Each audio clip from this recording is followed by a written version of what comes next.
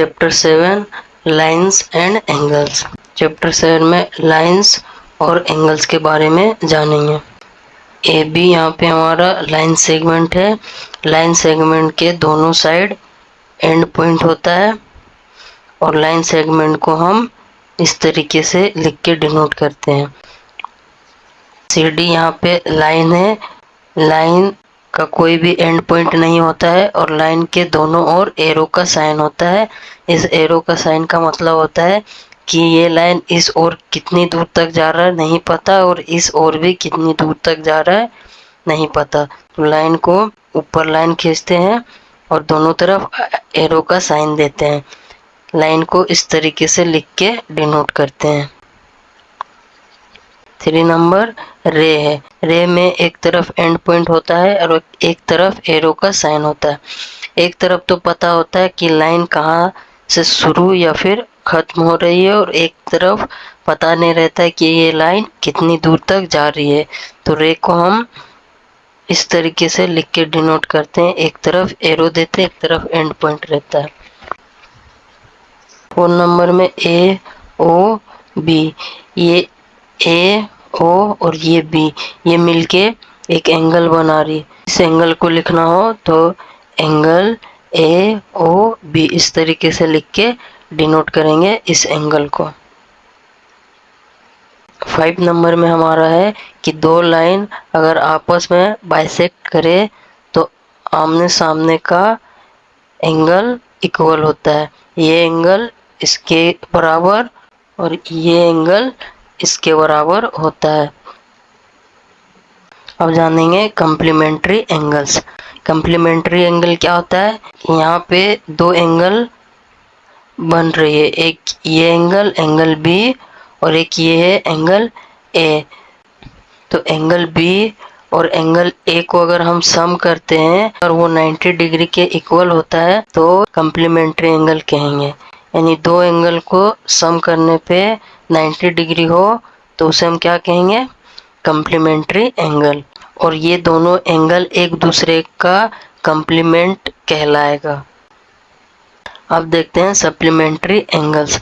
Supplementary angle हमारा होता है कि दो एंगल का सम करेंगे, एंगल ए और एंगल बी। इन दोनों का सम अगर हमारा 180 डिग्री आता है तो ये कहलाएगा सप्लीमेंट्री एंगल। और ये सप्लीमेंट्री एंगल एक दूसरे का सप्लीमेंट कहलाता है। अगर दो लाइन को हम इस तरीके से खींचेंगे तो वो लाइन या तो पैरेलल होगी या फिर वो लाइन एक दूसरे को काट रही होगी। यही दो ऑप्शन हो सकता है, ये दो ऑप्शन के अलावा और कुछ नहीं हो सकता। ये लाइन हम इस तरीके से खींच रहे हैं कि ये एकदम सीधा ना होके कुछ ऐसा है, तो ये लाइन आगे चल के कहीं ना कहीं एक दूसरे को काट रही होगी। या फिर इस तरीके से लाइन खींचे कि आगे जाने के बाद भी कहीं लाइन एक दूसरे को ना काटे तो ये पैरेलल लाइन कहलाएगा। ये दोनों लाइन एक दूसरे के क्या कहलाएगा? पैरेलल। ये हो गया पैरेलल लाइंस। इंटरसेक्टिंग लाइन हो या फिर पेयर लाइंस हो, यही दो ऑप्शन होगा। अगर कोई एक ऐसा लाइन दो लाइन या दो से ज्यादा लाइन को काट रही है तो उस लाइन को कहेंगे ट्रांसवर्सल। कोई लाइन दो लाइन या उससे ज़्यादा लाइन को इंटरसेक्ट करे तो वो लाइन क्या कहलाएगा? ट्रांसवर्सल। और अगर ये ट्रांसवर्सल लाइन दो पैरेलल लाइन को इंटरसेक्ट करे तो इस तरीके से 8 एंगल बनेगा। एंगल 3, एंगल 4, एंगल 5 और एंगल 6। ये 3, 4, 5, 6 ये पैरेलल लाइन के अंदर बन रहा है तो इस एंगल को कहेंगे, अंदर बनने वाले एंगल को interior angles. Angle 1, angle 2, angle 7 और एंगल 8। ये एंगल 1, एंगल 2, एंगल 7 और एंगल 8 ये पैरेलल लाइन के बाहर बन रहा है तो इसे हम कहेंगे एक्सटीरियर एंगल्स। और एंगल 1 और एंगल 5 ये हमारा एंगल 1 और ये एंगल 5 हमारा कहलाएगा पेयर ऑफ कोरस्पॉन्डिंग एंगल्स। इसे हम कोरस्पॉन्डिंग एंगल कहेंगे। 1 एक एंगल क्रॉस करके ये एंगल 5, ये हमारा कोरस्पॉन्डिंग एंगल हो गया। एंगल 2 और एंगल 6, एंगल 2 और एंगल 6, एंगल 2 के बाद एक एंगल क्रॉस करके आ रहे हैं एंगल 6 पे, ये हमारा कौन सा एंगल कहलाएगा? Corresponding angle.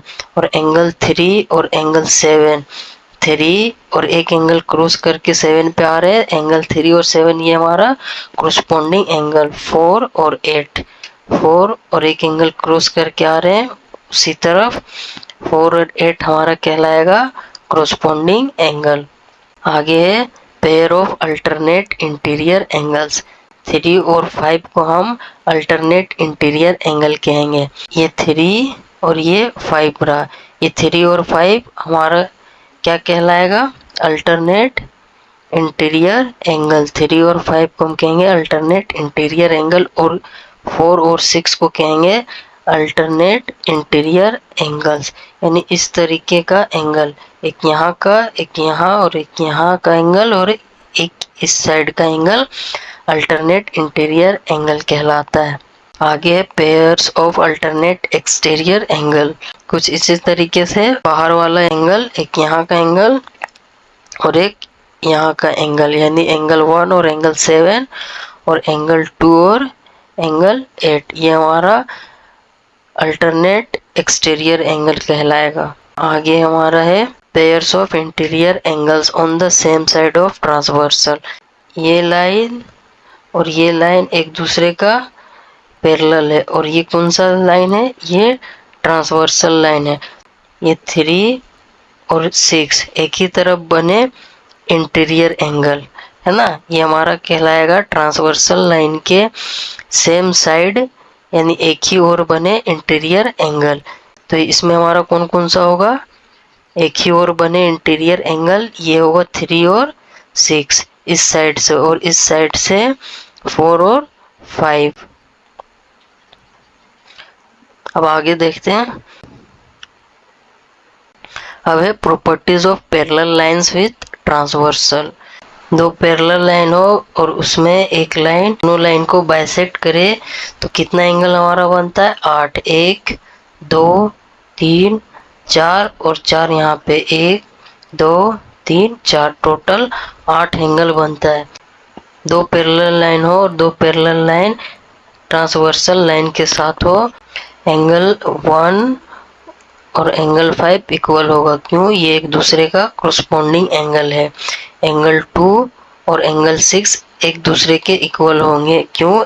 ये दोनों एक दूसरे के कोरस्पॉन्डिंग एंगल है। एंगल 3 और एंगल 7 एक दूसरे के इक्वल होंगे। क्यों? ये एक दोनों के कोरस्पॉन्डिंग एंगल है। इसी तरह एंगल 4 और एंगल 8 ये दोनों एक दूसरे के इक्वल होंगे। क्यों? ये दोनों एक दूसरे के कोरस्पॉन्डिंग एंगल है। सेकेंड नंबर हमारा है इस pair of alternate interior angles are equal. Alternate interior angles आपस में इक्वल होते हैं। 3 और 5 एक दूसरे के इक्वल होंगे, 4 और 6 एक दूसरे के इक्वल होंगे। और 3 नंबर में है each pair of interior angles on the same side of transversal are supplementary. 3 और 6 ये दोनों का अगर हम सम करेंगे, जोड़ेंगे, तो ये हमारा 180 डिग्री होगा। 4 और 5 ये दोनों एंगल का हम सम करेंगे तो ये हमारा 180 डिग्री होगा। कौन सा एंगल? ट्रांसवर्सल लाइन के बने एक ही और इंटीरियर एंगल का सम 180 डिग्री होता है। ये एंगल और ये एंगल का सम करेंगे 180 डिग्री, और ये एंगल और ये एंगल का सम करेंगे तो 180 डिग्री। ये हमारा इंट्रोडक्शन का पार्ट इस वीडियो में कंप्लीट होता है।